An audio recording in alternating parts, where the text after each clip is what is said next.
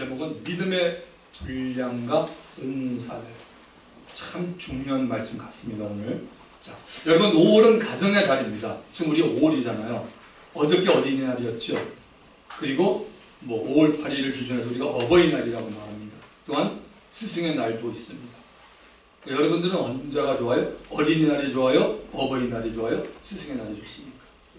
자, 어린이날. 우리가 다 성경은 우리가 다 어린애 같은 마음을 가져라. 참 좋습니다.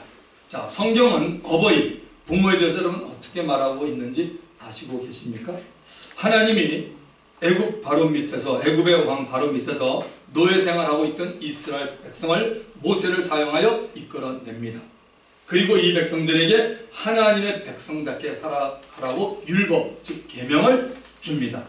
계명 가운데 가장 중요한 것은 우리가 십계명이라고 말하고 있는데 거기 출애굽기 20장 12절에 보면 나옵니다. 자, 보십시오. 뭐라요? 내 부모를 공경하라. 그리하면 내 하나님 여호와가 너에게 준 땅에서 내 생명의 길이라. 땅이 어디에 지금 현재 물론 가나안을 말하지만 우리로 말하면 뭡니까? 영적으로 하면 교회입니다. 이게 따지고 보면 우리 각자가 있는 곳에서 우리의 생명이 길어진다고 말합니다. 부모를 공경하기만 하면. 자, 모세에게 준 이 말씀이 예수님이 오신 후에는 더욱 강조가 됩니다. 여러분. 자, 에베소서 6장 1절부터 3절에 나와 있습니다. 자, 우리 한번 다 같이 읽어봅시다. 시작. 자녀들아, 주 안에서 너희 부모에게 순종하라. 이것이 옳으니라. 내 아버지와 어머니를 공경하라. 이것이 약속 있는 첫 계명이니 이로써 네가 잘되고 땅에서 장수하리라. 여기 보면 들어간 게 뭐예요? 네가 잘되고 가져갔어요. 분명히 지금 대조해 보면 그렇습니다. 자, 네가 잘 된다는 얘기는 이런 얘기입니다. 저와 여러분이 어떤 우리가 일을 하잖아요. 학생은 공부를 해야 될 거고 다 일입니다. 가정주부는 가정에서 일하고 직장 다니는 분, 사업하는 분 다 일합니다. 근데 일들이 복잡하지 않게 잘 풀려나간다는 겁니다. 일이 엉키면 어떻게 되죠? 참 복잡하잖아요. 이 사람 저 사람 만나고 정신없고 얼마나 힘듭니까? 그런데 하나님께서 말합니다. 우리가 부모에게만 잘하면, 부모님에게 우리가 말을 따르고 순종하면 우리의 삶 가운데 일이 잘 술술술 풀려나간다는 말입니다. 거기다가 또 뭐예요? 땅에서 장수하리라. 제가 이 원문을 보니까 어떻게 되냐면요. 굉장히 중요한 말씀입니다. 땅에서 장수하리라. 오래 사는데 어떻게 오래 사냐면 즐겁게 오래 산다는 겁니다. 이거 중요하지 않아요? 오래 사는데 매일 병원에만 있어. 아무것도 못해. 이 자리는 그런 분 없으니까 제가 조심스럽게 말합니다만 저희 천국 가신 어머님도 마지막에 치매가 있었어요. 근데 모든 사람이 다 치매 있는 건 아니잖아요. 물론 제가 치매 있다 그걸 따지는 게 아니라 지금 성경에 보니까 즐겁게 장수한다 그래서 저도 마찬가지예요. 지금 저도 하나님께서 저를 언제까지 살려줄지 모르지만 저 마지막까지 좀 이렇게 우리가 나이가 들면서 육체적으로 약해지는 걸 할 수 없지만 권사님들 잘 하시잖아요. 맞잖아요. 그렇죠? 그러니까 그거는 우리가 할 수 없지만 나머지는 뭡니까? 정말 이렇게 살았더니 보람된 거죠. 다른 사람들이 볼 때 목사님 나이가 85세인데 굉장히 강건하죠. 갈렙이 그랬잖아요. 여러분. 그러니까 나이 연세가 드셔도 일을 할 수가 있는 거잖아요. 즐거울 때 즐거워하고 여행 갈 때 여행 다니고 얼마나 멋있습니까? 그런 일이 있는 게 뭡니까? 신약에서 말합니다. 네가 잘되고 땅에서 장수하리라. 조건이 뭡니까? 부모로만 공경하면 돼요. 얼마나 쉬워요. 부모에게 공경하면. 자, 그런데 하나 더 봅시다. 에베소서 6장 4절에 이런 말씀이 있습니다. 또 아비들아, 너희 자녀를 노엽게 하지 말고 주의 교훈과 훈계로 양육하라. 아주 중요한 말씀이에요. 이 말씀도. 자, 여기 부모들은 자식들로 하여금 화를 나게 하지 말라고 말합니다. 성경이 굉장히 중요해요. 부모들은 너희 자식에게 화내게 만들지 말라고 말합니다. 화나게 하는 일을 만들지 말라는 겁니다. 왜 자녀들에게 부모가 돼가지고 화나게 하는 일을 만드냐고 말합니다. 이 얘기는 뭡니까? 부모들이 자식을 양육하는 것은 하나님의 뭐죠? 교훈과 훈계로 양육하라. 이렇게 하면 돼. 그러니까 결국은 문제가 뭐죠? 부모들로부터 신앙생활을 잘해야 됩니다. 부모들이 신앙생활을 잘하는 가정은요, 이 성경 말씀 그대로 이루어져요. 너무너무 중요한 거예요. 우리가 예수 믿고요, 정말 하나님 은혜 가운데 하나님이 우리 모든 삶을 타치하고 있잖아요. 분명히 말하잖아요. 하나님의 교훈, 말씀이죠. 그리고 그 훈계로, 가르침으로 양육하라. 얼마나 좋아요. 그런데 이것 버리고 내 스타일로, 내 방법으로, 너는 내 아들, 넌 내 딸, 이렇게. 이거는 없습니다. 요즘 젊은 사람들 그렇게 할 사람 하나도 없어요. 저도 미국 우리 자식이 있지만 그런 얘기 한 적 없어요. 근데 애들이 다 잘 자라요. 예수 안에서. 이거 굉장히 중요한 거예요. 그래서 하나님의 말씀, 오늘 이 부분을 여러분 잘 좀 기억했으면 좋겠습니다. 어쨌든 우리 또 여기 아직 결혼하지 않은 분들, 뭐 결혼했어도 마찬가지죠. 다 사람은 부모님이 다 계시니까 부모님이 살아 계시는 동안에 정말 하나님의 뜻입니다. 정말 부모님에게 순종하는 복된 저 여러분이 되기를 주 이름으로 축원합니다. 네. 자, 로마서 12장 3절부터 10절입니다. 로마서 12장부터는 우리가 지금 계속 12장을 보고 있죠. 교회 공동체 안에서 신앙생활과 교회 생활을 다루고 있습니다. 지난주에 보았던 말씀이 무엇입니까? 생각나십니까? 영적 예배와 영적인 삶입니다. 로마서 12장 1절 2절은 말하죠. 형제들아, 내가 하나님의 모든 자비하심으로 너희를 권하노니 너희 몸을 하나님이 기뻐하시는 거룩한 산 제사로 드리라. 이는 너희들 영적 예배라. 너희는 이 세대를 본받지 말고 오직 마음을 새롭게 함으로 변화를 받아 하나님의 선하시고 기뻐하시고 온전하신 무엇인지 분별하도록 하라고 말합니다. 예수 믿는 자에게 있어서 가장 중요한 것이 예배, 곧 영적 예배라는 것입니다. 하나님을 온 마음을 다하여 경배하라는 것입니다. 또한 영적인 삶을 사는 것인데 가장 중요한 것은 뭐예요? 하나님의 뜻을 분별하는 겁니다. 왜냐하면 이상한 사람들도 많고 사단이 항상 이걸 역사합니다. 그래서 하나님의 뜻을 분별해야 됩니다. 하나님의 뜻 안에는 선하심이 나타납니다.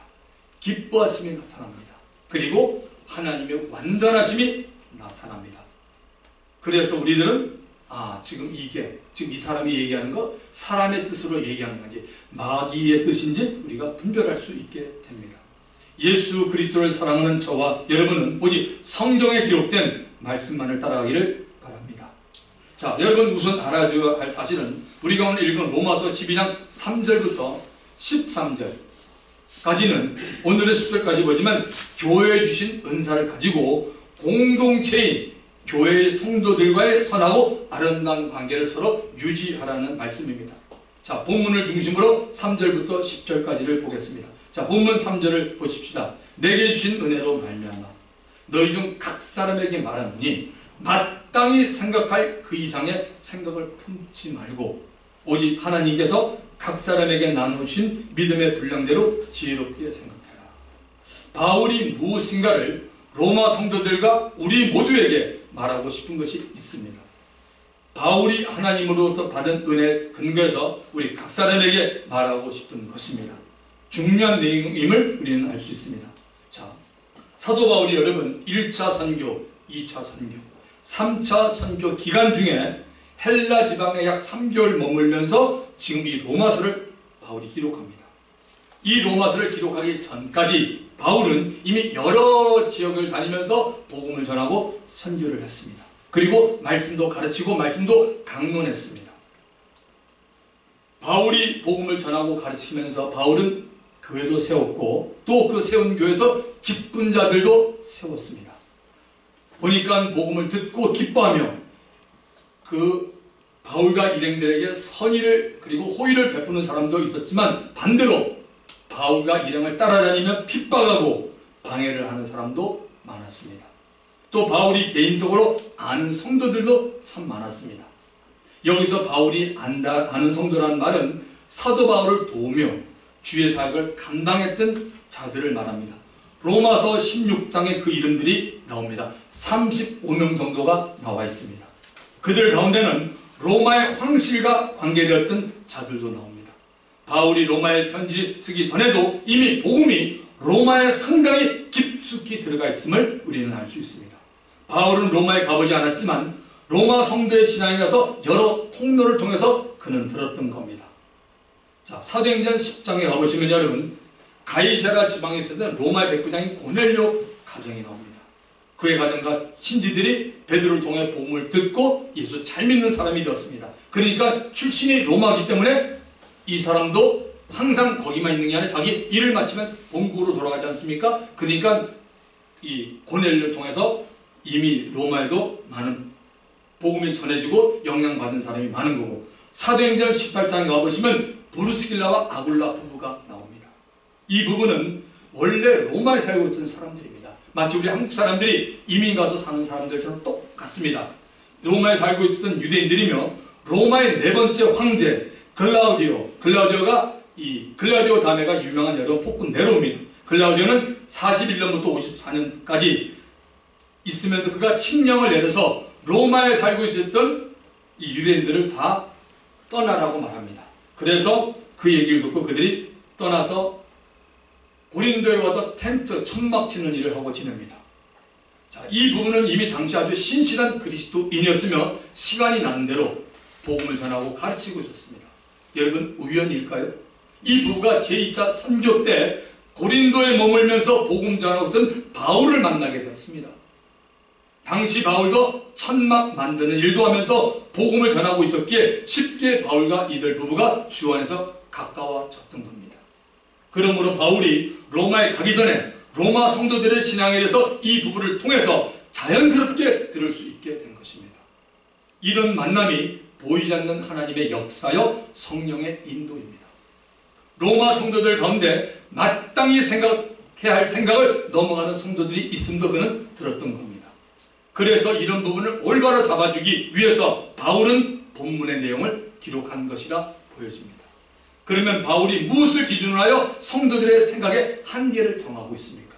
본문 3절 안에 들어있습니다. 오직 하나님께서 각 사람에게 나누신 믿음의 분량대로 지혜롭게 생각하라. 하나님이 우리 각 사람에게 주신 믿음의 분량이 있다는 겁니다. 만약에 3절만 놓고 보면 각 사람에게 나눠주신 믿음의 분량을 하나님 외에는 아무도 모르게 됩니다. 그렇다 보면 성도들 가운데는 이런 얘기하는 사람이 있을 것 같아요. 나는 하나님으로부터 큰 믿음의 분량을 받았다. 나는 대단한 믿음의 분량을 받았어. 나는 누구보다 믿음에 관해서는 양보가 없는 사람이야. 나의 믿음은 든든하니 어떤 상황에서도 흔들리지 않는다라는 말들을 하게 됩니다. 믿음의 분량을 말하는데 나를 나타내고 있습니다. 나를 나타내고 자꾸 나타내면 어떤 일이 있습니까, 여러분? 교회 공동체 안에 균열이 생깁니다. 미움과 시비가 생기게 됩니다. 하나님이 과연 이런 일이 발생하라고 각 사람에게 믿음의 분량을 주셨습니까? 아닙니다. 마귀가 아주 좋아할 일입니다. 여기서 말하는 믿음의 분량이란 구원을 받는 믿음과는 상관이 없습니다. 요한복음 3장 16절을 우리 다 같이 천천히 한번 말해 보십시다. 하나님 다 같이 시작. 하나님이 세상을 이처럼 사랑하사 독생자를 주셨으니 이는 그를 믿는 자마다 멸망하지 않고 영생을 얻게 하려 하셨습니다. 영원 구원을 받을 때, 영생을 얻을 때 조건은 누구에게나 한 가지입니다. 무엇입니까? 예수를 믿으면 됩니다. 아무것도 없어요. 그냥 예수를 믿으면 됩니다. 예수를 믿기만 하면 됩니다. 예수를 작게 믿으라고 하지 않습니다. 예수를 크게 믿으라고 말하지 않습니다. 예수를 믿게 되는 믿음의 분량을 말하지 않습니다. 믿음의 분량이란 구원을 받는 믿음과는 전혀 상관이 없는 겁니다. 그래서 믿음의 분량은 교회 공동체 안에서 교회를 든든히 세우기 위해서 필요한 영적 은사와 관계가 있는 것입니다. 4절과 5절에는 우리 믿는 자들이 그리스도 안에서 한 몸이 되어 서로 기능이 다른 지체를 가졌다라고 말합니다. 서로 기능이 다른 지체가 되었음을 설명해 주는 것이 6절부터 8절까지 하나님과 예수님의 몸된 교회에서 섬기고 봉사라고 주는 영적 은사와 일반 은사입니다. 예수 믿는 교회 공동체 안에는 세 종류의 사람이 있습니다. 여러분은 어디에 속한지 한번 보세요. 첫째는 이런 분이 있어요. 아직까지 어느 교회에 있습니다. 물론 없는 경우도 있습니다. 아직까지 진실로 예수를 구세주로 믿고 있지 않는 영이 거듭나지 않은 사람. 왜?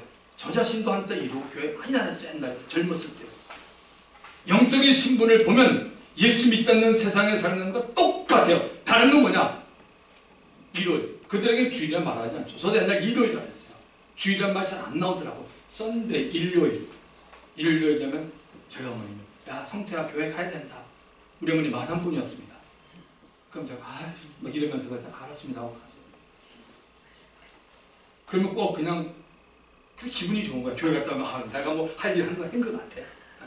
여러분 뭐 그런 경험이 있는 분은 이해가 되실 겁니다. 자, 그런데 다른 것이 있다면 이런 분들은 여기도 써놨네요. 주일이라고 말하지 않고 일요일이라고 말하고 그냥 교회 출석합니다. 교회 출석하는 자체가 하나님의 은혜를 받을 때가 가까이 와 있다는 증거입니다. 아멘. 믿으십니까? 그러면 하나님이 이끌지 않으면 하나님 전에 못 와요. 그러니까 교회에 일단 온다는 자체가 뭐예요? 그분은 하나님의 은혜가 와 있다는 증거입니다. 예배를 통하여 찬양, 설교, 어떤 사람은 찬양 부르면서 눈물이 펑펑 쏟을 때가 얼마나 많은지 몰라요. 처음 이 영혼이 거듭날 때. 그리고 주님을 만날 기회가 생기게 되기 때문입니다. 자, 두 번째 사람은 교회 안에 영이 거듭났습니다. 근데 뭐예요? 육신의 소욕을 따르며 육신의 생각으로 사는 사람들입니다. 아마 이런 사람들이 어느 교회에서 많다고 봅니다. 육신의 크리스찬에 대해 여러 모양으로 성경은 말하지만 가장 좋은 표현은 뭐죠? 영적 어린아이입니다. 가장 이게 좋아요. 딴 거 얘기하면서 어린애입니다. 영적으로 너무 어린애예요. 그러니까 이 어린아이라는 말은 여러분이 나이하고 상관이 없고 여러분이 교회 생활을 얼마나 하는 것 전혀 상관이 없습니다. 그냥 영적 어린아이입니다. 자, 세 번째는 영이 거듭났고 영의 생각으로 영적으로 사는 사람입니다. 이게 세 번째 부류예요. 영의 생각으로 영적으로 사는 사람입니다. 성경은 이런 사람을 신령하다 합니다. 참 저 사람이 신령하구나. 아, 우리 교회 본사님 신령하구나. 목사님 신령하구나. 장로님 신령하구나. 이렇게 말합니다. 신령한 자라고 말합니다. 하나님 아버지, 이런 사람은 뭡니까? 하나님 아버지의 마음을 헤아리고 예수님을 사랑해서 말씀을 지키고 사는 사람이에요. 이 사람이. 하나님 아버지의 마음을 헤아리고 정말 예수님을 사랑해서 예수님의 말씀을 지키고 사는 사람을 여러분 성경에 말하는 신령한 사람이라고 말합니다. 자, 교회 안에는 자기 자신이, 들어보세요. 그냥 자신이 말하는 영적인 사람이 아니고 성경이 말하는 영적인 사람이 몇 프로가 되는지 모르겠습니다. 기억하십니까? 사람들이 다니면서 나 영적인 사람이야 이렇게 말하는 사람이 아니라 정말 교회는 하나님께서 보실 때 성경이 볼 때 영적인 사람이 과연 어느 교회나 몇 프로가 있는지 모르겠다는 겁니다.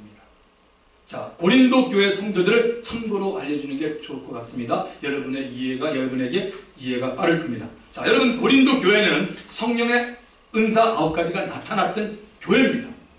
그러나 이 교회에는 당을 짓는 일이 있었고 교회 안에 은행의 문제가 있었고 교회 문제들을 해결하기 위해서 세상 법정으로 가지고 나갔습니다. 복음을 한다, 말씀을 잘 알고 있다 라고 하는 자도 상당히 많았습니다. 바울이 이러한 고린도 성도들을 영적인 사람으로 아니면 육신적인 사람으로 보았을까요? 고린도전서 3장 1절 형제들아, 바울이 말합니다. 형제들아, 고린도 형제들아, 내가 신령한 자들을 대함같이 너희에게 말할 수 없어서. 뭐죠? 너희들은 절대 영적인 사람이 아니라고 말하잖아요. 육신에 속한 자, 곧 그리스도 안에서 어린아이를 대함과 같이 하노라. 그 다음 절에 내가 너희를 젖으로 먹이고 밥으로 아니하였노니 이는 너희가 감당하지 못하였거니와 지금도 못하리라.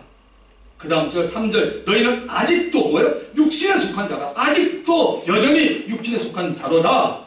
너희 가운데 시기와 분쟁이 있으니 어찌 육신에 속하여 사람을 따라 행함이 아니리요. 엄중한 하나님의 말씀입니다. 육신에 속한 그리스도인들은 예수님과 말씀을 따라가지 않고 늘 사람을 따라갑니다. 이제 여러분 분별이 될 겁니다. 오늘 정확히 다. 육신에 속한 그리스도인들은 예수님과 말씀을 따라가지 않고 늘 사람을 따라가요. 교회 내 사람 때문에 시기를 만들고 분쟁을 만드는 자들입니다. 바울은 고린도 교회에 1년 6개월을 머물면서 이들에게 기초적인 복음과 말씀으로만 가르쳤습니다. 그 이유는 그들이 영적으로 교만했기 때문에 단단한 영의 양식은 밥은 먹이지 않았습니다. 영적인 사람들은 자기의 의견을 내기 전에 한번 생각을 해봅니다. 또한 그 생각한 대로 행하는 믿음도 그 사람들은 가지고 있는 사람이 spiritual person, 영적인 사람이에요. 항상 하나님 아버지의 마음을 헤아려보고 예수님이시라면 이래서 이 문제에 대해서 어떻게 하실까라는 생각을 해봅니다. 매사에 조심스럽게 행동하는 사람이 영적인 사람입니다. 예수님의 몸인 교회에 상처가 되는 생각이나 말이나 행동을 하지 않습니다. 갈라디아서 6장 1절에 나옵니다. 형제들아, 사람이 만일 무슨 범죄한 일이 드러나거든 저 줄친 게 중요해요. 그냥 너희 교인들이 아니라 신령한 너희는, 영적인 너희는 온유한 심령으로 그런 자를 바로 잡고 너희 자신을 살펴보아 너희도 시험을 받을까 두려워하라. 교회 안에서 누군가가 죄를 범한 일, 무슨 죄인지는 모르지만 이때 바울이 말한 것은 저는 그렇게 봅니다. 이 갈라디아니까 갈라디아 이단이 많았어요. 갈라디아 교회. 그래서 지금 무슨 죄인지는 모르지만 이단에 관계되는 일이라고 봅니다. 여기서는 드러날 때 교회 안에 영적인 사람들이 부드러운 마음을 가지고 범죄한 자를 바로 고쳐주고, 또한 신령한 너희 자신도 너도 그렇게 끌려갈까봐 너 자신도 조심해라고 말합니다. 이게 성경이 우리들에게 가르쳐 주는 겁니다. 자, 고린도전서 2장 15절에는 바울이 말합니다. 신령한 자는 모든 것을 판단하나 자기는 아무에게도 판단을 받지 아니하느니라. 이 말씀이 뭐냐면 이런 얘기입니다. 영적인 사람은 영적인 것에 관해서 말할 수 있다는 겁니다. 하나님을 알고 말씀을 알고 하나님의 뜻을 알고 성령의 인도를 받기에 영적인 모든 것을 알고 있기에 분별할 수가 있습니다. 영적인 사람은 세상 사람이나 믿는 그리스도인들에게도 판단을 받지 않습니다. 오직 최종적으로 판단하고 심판하시는 분은 그리스도 예수이기 때문입니다. 디모데후서 4장 1절에 보면 하나님 앞과 살아있는 자와 죽은 자를 심판하신 누구예요? 그리스도 예수. 앞에서 그가 나타나실 것과 그의 나라를 두고 엄히 명하노니. 반면에 여러분, 육신의 그리스도인들은 영적인 생각을 하지 않습니다. 그냥 자기가 느낀 대로 본대로 생각하고 자기의 의견을 막 내어놓습니다. 에베소도 4장 14절에 보면 이는 우리가 이제부터 어린아이가 되지 아니하여 사람의 속임수와 간산 유혹에 빠져 온갖 교훈의 풍조에 밀려 요동하지 않게 하며. 어린아이는 이런 사람들이 이렇게 끌려갑니다. 히브리서 5장 12절 때가 오래되었으므로 너희가 마땅히 선생이 되어야 될 텐데 너희가 다시 하나님의 말씀에 초보되어 누구에게 가르침을 받아야 할 처지니 단단한 음식은 못 먹고 젖이나 먹어야 할 자가 되었도다. 이는 젖을 먹는 자마다 어린아이니 의의 말씀을 경험하지 못하냐. 말씀이 여러분 이만큼 중요합니다. 여러분 천국 가기 전에 성경이 말하는 단단한 음식 먹고 싶지 않으세요? 하나님 말씀 여러분 제대로 먹고 싶지 않습니까? 이게 천국 가서는 필요가 없잖아요. 이 땅에 사는 동안 아닙니까? 근데 뭐 어린애로 나오면 얼마나 여러분 손해보다 나 자신에게 손해보고, 근데 어린애로 나오면 뭐예요? 본인이 손해보는 것도 모르고 있는 분이 얼마나 많은지 아세요? 이게 정말 답답한 겁니다. 그래서 여러분 정말 예수님을 사랑하고 말씀을 사랑하면 딴 게 아니라 내가 내 자신을 압니다. 야, 내가 그동안 참 망나니 치달았구나. 내가 황당한 일을 하고 다녔구나. 이걸 말씀을 통해서 알게 된다는 겁니다. 고집 피울 일이 아닙니다, 여러분. 육신의 그리스도인 가운데는 의의 말씀을 들은 자도 있지만 여기 보면요, 경험이란 말이 중요해요. 보세요. 말씀을 아는 것과 경험하는 것 같아 틀려요. 틀립니다. 여기 지금 물이 있습니다. 이건 물 알아. 근데 뭐야? 이 물을 경험하는 거예요. 아침에 김기 권사님이 물 떠다 줬어요. 얼마 감사님 보세요. 물을 먹으니까 물 마시는 거 목이 마르니까 경험하잖아요. 근데 아는 거는 이거 물이라는 거 다 알아요. 틀려요. 젖을 먹는 자마다 젖을 먹는 자마다 어린아이니 의의 말씀을 경험하지 못한 자. 그러니까 뭐야? 듣기는 들었다는 거죠. 근데 뭐죠? 그게 나한테 와 닿지 않았다는 겁니다. 그래서 사도 바울은 고린도 교회 이런 사람들이 굉장히 많았습니다. 지식은 굉장히 많죠. 그래서 지식은 오히려 뭐예요? 고린도전서 8장 오히려 교만하게 만든다. 그 지식이 당신을 교만하게 만드는 거예요. 딴 사람 아니에요. 하나님의 말씀을 경험하지 못하고 얻을 부담하면 뭡니까? 그게 너를 살리는 게 아니라 너를 죽인다 그럽니다. 하나님 말씀 우리가 정말 바로 알아야 돼요. 항상 뭐요? 겸손한 사람은 정말 어디서나 이익 봐요. 하나님이 그걸 높여주죠. 사람들이 그걸 따르죠. 정말 우리가 겸손히 살아야 돼요. 얼마나 중요한지 몰라요.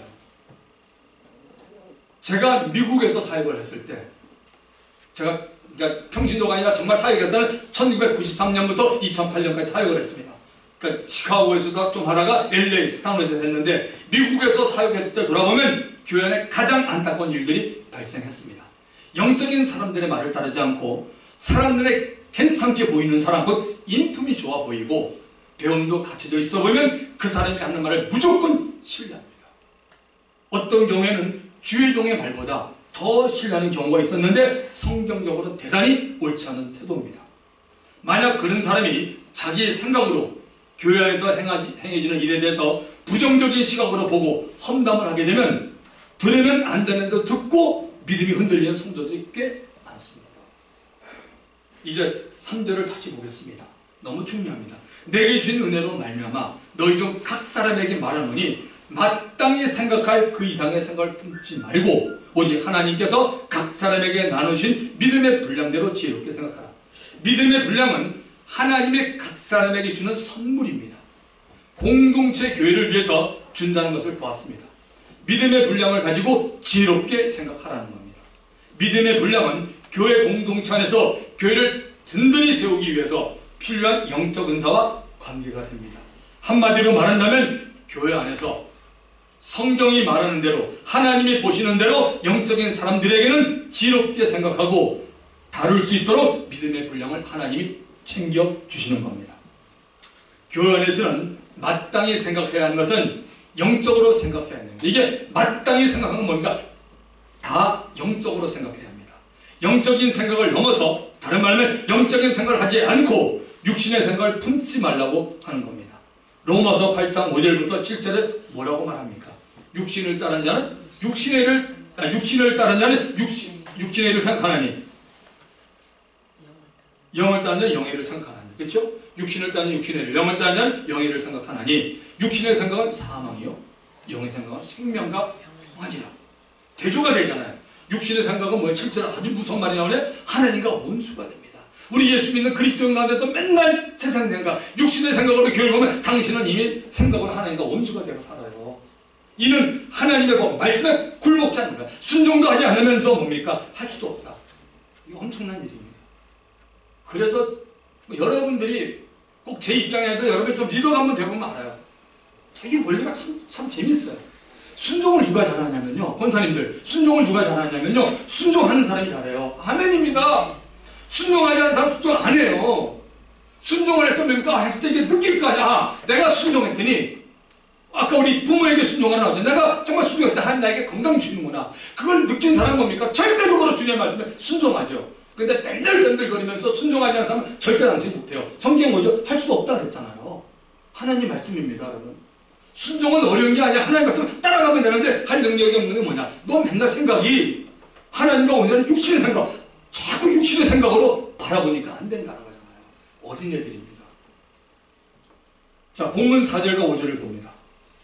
우리가 한 몸에 많은 지체를 가졌으나 모든 지체가 같은 기능을 가진 것이 아니니 이와 같이 우리 많은 사람이 그리스도 안에서 한 몸이 되어 서로 지체가 되었느니라. 여러분, 몸에는 팔도 있고 다리도 있고 얼굴에는 눈, 코, 입이 있습니다. 팔의 기능과 다리의 기능이 다르죠, 여러분. 다리는 움직이나 이동할 때 반드시 필요합니다. 하루에 많이 걷거나 뛰면 다리가 아파서 더 이상 걷지 못하는 경우도 있습니다. 젊은 사람들은 빼고요. 자, 팔은 물건을 들고 사용하고 밥을 짓고 음식을 만들고 옷을 입고 벗고 공을 잡고 던지고 하는 여러 수없이 많은 일들 해나가는 게 우리의 팔입니다. 여러분들도 팔이 하는 일과 다리가 하는 일, 그리고 입이 하는 일, 눈이 하는 일, 귀가 하는 일에 대해서 한번 시간 날 때 한번 적어보실래요? 너무너무 많아요. 제가 이걸 다 적고 하려다 하니까 성찰을 못할 것 같아서 제가 스탑했습니다. 한번 진짜 우리가, 그래서 우리가 하나님 은혜를 알아야 돼요. 진짜 여러분 하는 일이 너무너무 많습니다. 시간 남아 들어가시는 분 계십니까? 집에 와서 한번 해보세요. 한번 생각해보세요. 팔로 하는 일에 너무너무 리스트 한번 적어보세요. 너무 많아요. 다리도 마찬가지예요. 그럴 때 뭡니까? 야, 이렇게 귀하구나. 그러니까 우리가 알 수 있습니다. 자, 근데 여러분, 거기다가 사람에게 뭐죠? 정신세계 아시죠?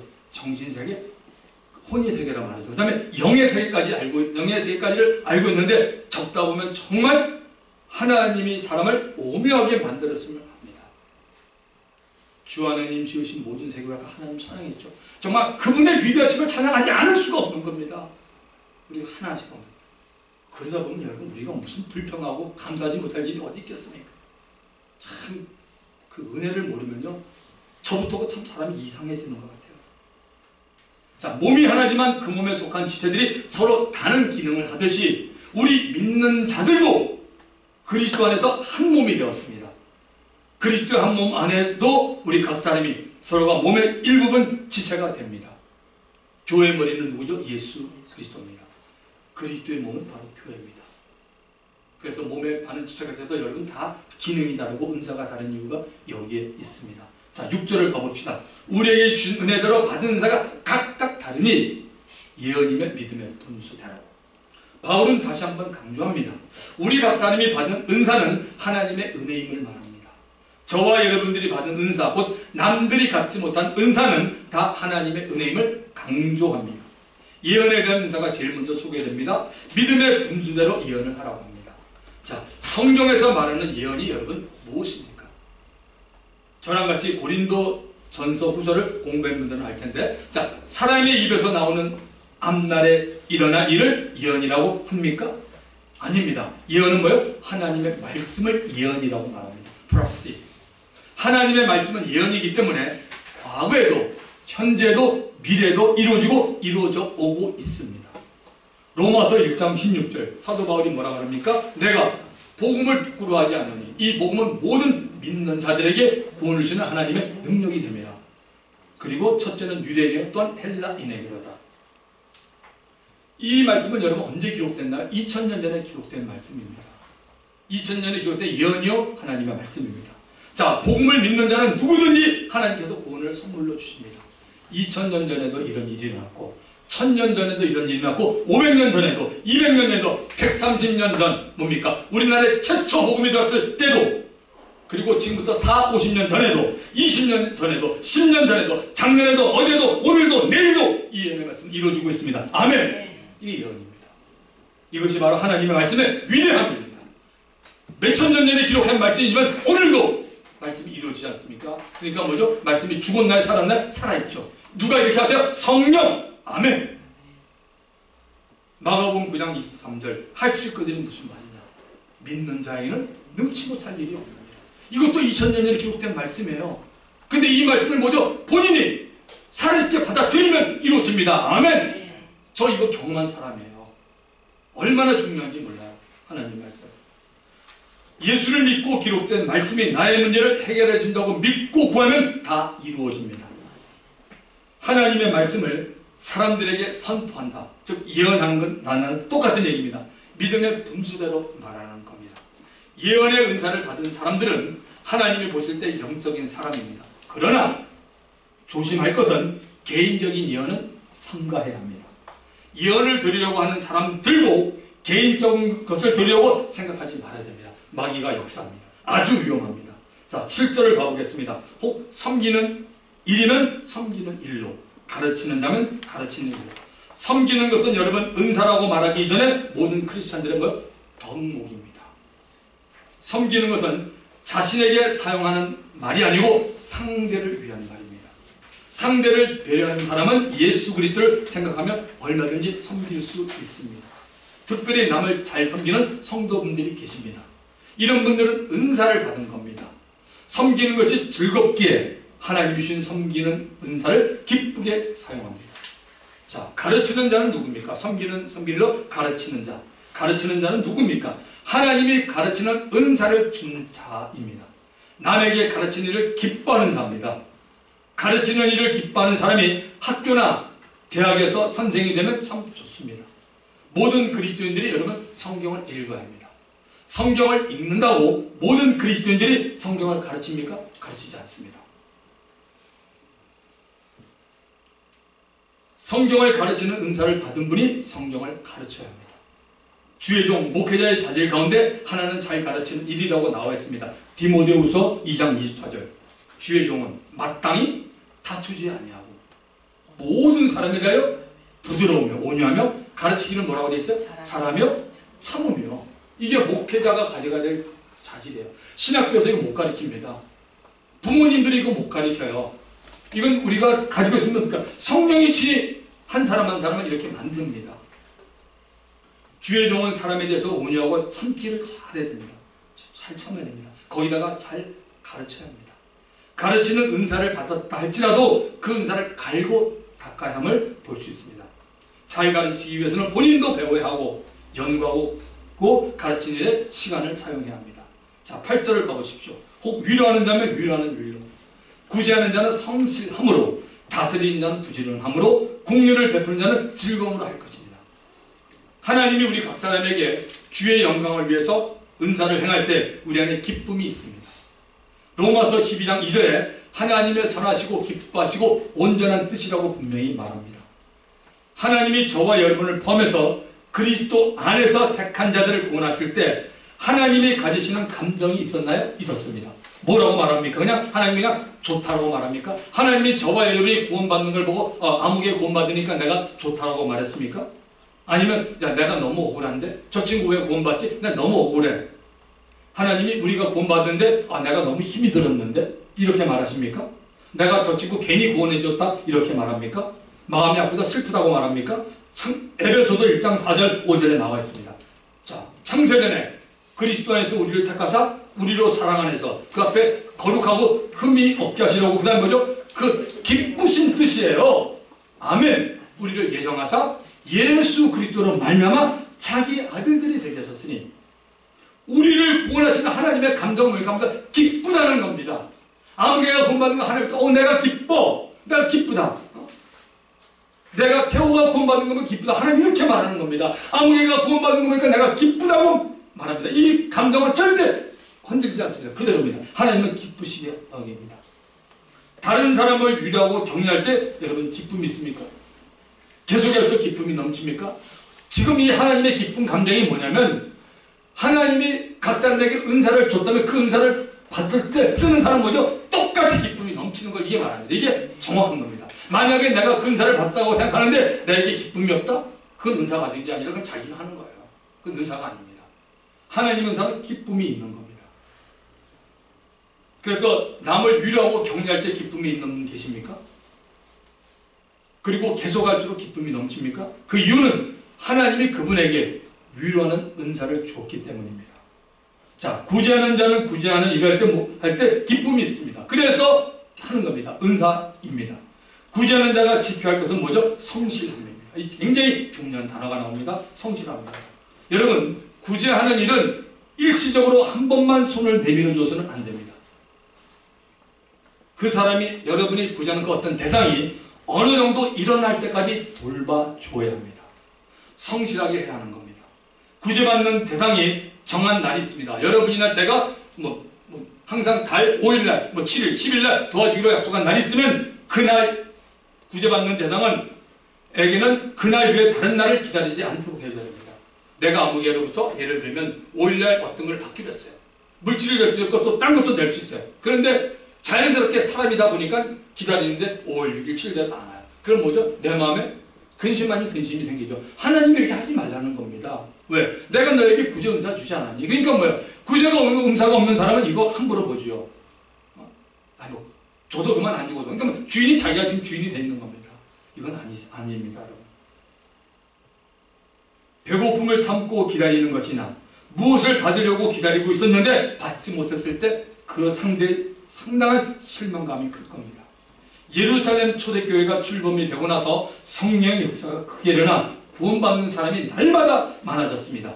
그런데 그 교회 안에 누가 있었어요? 아주 가난한 사람들이 있었습니다. 바울이 그래서 이방의 복음을 전하면서 교회를 세우면서 성도들로 하여금 물질로 예루살렘 교회를 돕도록 바울이 굉장히 중간 역할을 많이 했습니다. 이방 교회와 성도들에게 바울은 너희가 예루살렘 초대교회로부터 영적인 것을 받았으니 너희들은 그들에게 육신의 것으로 채워주는 것이 마땅하다라고 말했습니다. 남을 구제하면 그 구제했던 교회나 개인은 물질이 없어질 것이 보이지만 성경은 더 풍족해진다고 말하고 있습니다. 그래서 우리 하나님 말씀 믿어야 돼요. 잠언서 11장 25절 이것도 여러분 꼭 기억했으면 좋겠어요. 구제를 좋아하는 자. 여기 좋아하는 단어가 있어요. 억지가 아닙니다. 구제를 억지로 하는 자가 아닙니다. 찔러가지고 목사님이 하려니까 그게 아니에요. 여러분 정말 구제를 좋아하는 자는 풍족해질 것이요 남을 윤택하게 하는 자는 자기도 윤택해지리라. 얼마나 좋아 이런 말씀이요. 이 말씀을 보면 정말 물질의 주인은 그죠? 하나님이잖아요. 여러분 어떻게 사람이 물질의 주인입니까? 삼성이 여러분 물질의 주인 자기예요? 아니에요. 모든 건 다 하나님입니다. 하나님이 우리들의 구제에 대한 손길을 보고 풍족하게 만들어 주십니다. 개인이나 공동체 교회도 마찬가지입니다. 이런 면에서 우리 반석교회는 무엇보다도 선지의 관심을 가지고 있습니다. 자, 다스리는 자는 뭐죠? 부지런함으로 이제 사람들 가운데 리더십을 나타내는 자, 다스리는 자는 부지런함으로 보이라고 말합니다. 리더들은 앞서가는 사람을 리더라고 말합니다. 여러분, 저도 여러분의 리더지만 여러분 작은 안에도 청년부도 마찬가지고 어른들도 마찬가지고 모이면 항상 2명, 3명 모여도 리더가 있습니다. 앞서가는 자가 리더입니다. 그런데 앞에 가는 사람이 느리거나 게으르면 누가 그 사람을 따라가려고 합니까? 자, 예를 들어볼까요? 11시 반 예배인데 여러분 다 왔는데 목회자가 안 나타나. 12시쯤에 나타나. 한두 번 익숙해지는데 그 다음 사람 점점 줄어들어. 뭐야 도대체? 왜 목사가 안 와? 목사님이 이제 그 다음 목사가 될 거야. 왜 그 친구 안 와? 막 이렇게 될 겁니다. 이게 뭐야? 그렇게 말하는 사람이 잘못된 게 아니라 그 사람이 잘못된 거 아닙니까, 여러분? 리더가 리더 할 일을 해야 되잖아요. 그러므로 리더가 되는 자, 남을 다스리는 자는 뭐죠? 부지런해야 합니다. 다스리는 자는 부지런함을 나오잖아요. 얼마나 말씀이 맞는지 몰라요. 부지런한 사람이 약속도 잘 지킵니다. 제가 인생 살아보니까요, 저 뭐 60 넘었잖아요. 살아보니까요, 이거 맞더라고요. 미국이나 이거 똑같아요. 부지런한 사람이 결국 약속을 잘 지켜요. 약속을 잘 지키면 뭐예요? 상대에게 신뢰를 얻습니다. 깨닫게 되시기 바랍니다. 그 다음에 긍휼을 베푸는 자는 즐거움으로. 남을 불쌍히 여기는 게 긍휼입니다. 남을 불쌍히 여기는 자는 즐겁게 하는 겁니다. 긍휼을 베푸는 자는 하나님의 마음을 가진 자입니다. 하나님이 죄인들을 긍휼히 여겨주고 있습니다. 누가복음 15장에 가보시면 아버지가 집 나간 둘째 아들은 뭐죠? 불쌍히 긍휼히 여겨주었습니다. 탕자같이 방황했던 둘째 아들이 아버지의 긍휼에 호소하고 다시 집으로 돌아올 수 있었습니다. 마지막 9절과 10절을 가봅시다. 사랑엔 거짓이 없나니 악을 미워하고 선에 속하라. 형제를 사랑하며 서로 우애하고 존경하기를 서로 먼저 하며. 하나님은 일방적으로 죄인들을 사랑해 주었습니다. 그리고 아들 예수를 십자가에 달아 피 흘려 죽이면서까지 죄인들을 사랑해 주었습니다. 하나님이 거짓 없이 순수하게 저와 여러분 우리들을 사랑한 것입니다. 이제 우리들도 하나님을 사랑한다면 거짓으로 사랑하면 안 됩니다. 사랑엔 거짓이 없다고 말합니다. 하나님을 사랑한다는 뭐죠? 악을 미워해야 합니다. 악을 행하는 장본인은 마귀와 그를 따르는 타락한 천사들인 악한 영들과 귀신들입니다. 이들은 선하신 하나님을 대적했던 자들이며 진리를 가지고 있지 않는 거짓 영들입니다. 이들은 하나님의 형상과 모양을 따라 지음받는 사람들을 유혹하고 미혹시키는 악한 자들입니다. 그러므로 우리 믿는 자들은 선에 속하기를 힘써야 합니다. 사랑하고 우애하고 존경하기를 서로 하되 뭐죠? 서로 먼저가 있습니다. 눈치 보지 마시고 서로 먼저 하라고 말합니다. 먼저 하는 것이 여러분 쉬운 일이 아닙니다. 그리스도의 사랑으로 녹아져야 먼저 사랑할 수 있습니다. 좁고 선한 일이면 먼저 하십시오. 아, 이거 좋은 일이다. 하나님 볼 때 좋은 일이면 먼저 하십시오. 나쁘고 악한 일을 하지 마시고 피하십시오. 거기로 피하십시오. 제가 어저께 매일 묵상 보셨나요? 잠언서 5장에 관한 음녀에 관한 얘기예요. 잠언서 7장도 될까요? 거기도 7장은 더합니다. 잠언서 5장과 7장은 청년들 정말 잘 봐야 돼요. 음녀라는 게 여자에 관한 얘기만 아니에요. 오늘 이 시대가 정말 그렇게 살아요. 정말 우리가 지키고 조심해야 될 일들입니다. 상대를 먼저 대접하십시오. 그 상대도 당신을 대접할 겁니다. 하나님을 먼저 대접하시기 바랍니다. 하나님이 당신을 대접합니다. 우리 모두 다 신앙생활, 교회생활에 지혜를 갖기를 바랍니다. 오늘 성령께서 우리 주신 말씀이나 깨닫게 해준 말씀을 생각하며 우리 짧게 통성하며 짧게 기도합니다. 주님 한번 부르기도 합니다. 주여 아버지 하나님